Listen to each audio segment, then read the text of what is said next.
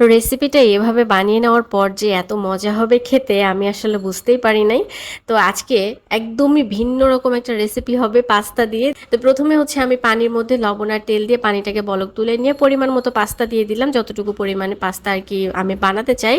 আর পাস্তাগুলো কিন্তু এরকম লম্বা লম্বা যেগুলো সেগুলো দিয়ে বানাতে হবে। তারপর হচ্ছে এটা সিদ্ধ করে নিতে হবে প্রায় 60 থেকে 70% মতো, মানে হচ্ছে সিদ্ধ হবে কিন্তু গলে যাবে না। এরপর ওটাকে ছাঁকনিতে উঠিয়ে রাখলাম পানি ঝরিয়ে ঠান্ডা হওয়ার জন্য। এদিকে আমি একটা বাটির মধ্যে দিয়ে দিলাম হাফ কাপ পরিমাণে ময়দা, 1 চামচ মতো লবণ, 1 চামচ চিলি ফ্লেক্স, একটুখানি জিরার গুঁড়া এবং লাল মরিচের গুঁড়া, সাথে দিয়ে দিলাম ম্যাগি একটা মশলা।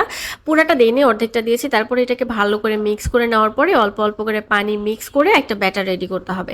এখানে হাফ কাপ পরিমাণে ময়দার জন্য প্রায় 1.5 কাপের মতো পানি আমার লেগেছে সর্বমোট। তারপর এরকম কনসিস্টেন্সির একটা ব্যাটার রেডি করে নিয়ে এরপর ওই যে পাস্তাগুলো সিদ্ধ করে রেখেছিলাম সেগুলো এতক্ষণে ঠান্ডা হয়ে গেছে।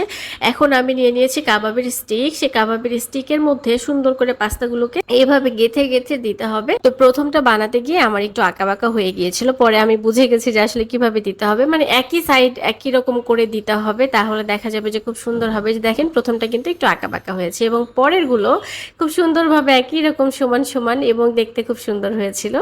তো একইভাবে সবগুলো পাস্তায় আমি কাবাবের স্টিকের মধ্যে গেথে নিয়েছি, দেখতেই পাচ্ছেন, দেখতে খুব সুন্দর লাগছে। তো এবারে যেটা করতে হবে, এখানে হচ্ছে এই ব্যাটারটার মধ্যে এই স্টিকগুলোকে ডুবিয়ে দিতে হবে। তো ডুবিয়ে দেওয়ার পরে এই ব্যাটারটা মানে অনেকটাই তো গায়ের মধ্যে লেগে থাকবে, একটুখানি যেন ঝরে পড়ে যায় সেজন্য আমি বাটির উপরে রেখে দিলাম। তো বেশি আর কি ব্যাটার যদি গায়ে লেগে থাকে তাহলে দেখা যাবে যে আমরা যখন এই যে ব্রেড ক্রামের মধ্যে এটাকে আবার কোট করব তখন আবার বেশি হয়ে যাবে, ভারী হয়ে যাবে।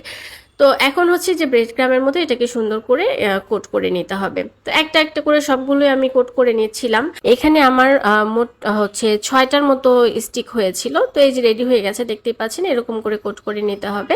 সবগুলো একইভাবে আমি করে নিচ্ছি। এই যে মাছি পড়তেছে, আমার বাসার রান্নাঘরে এত মাছি হয়েছে, জানি না এগুলোকে দূর করবো কিভাবে। এবারে হচ্ছে আগে থেকে ফ্রাই প্যানে তেল গরম করে নেওয়া ছিল, তার মধ্যে আমি এইভাবে স্টিকগুলোকে দিয়ে দিলাম। এবার স্টিকগুলোকে এপাশ ওপাশ উল্টে পাল্টে সুন্দর করে ভেজে নিতে হবে।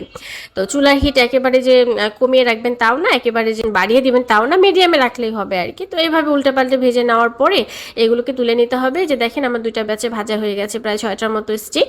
এগুলোকে এখন হচ্ছে খেয়ে ফেলবো আমরা। আর এত মজা হয়েছিল এটা খেতে, অনেকটা ক্রিস্পি এবং একটু ভিন্ন রকম স্বাদ, ভালো লেগেছে খেতে আমার কাছে। আমার বাচ্চা খুবই পছন্দ করছে এটা।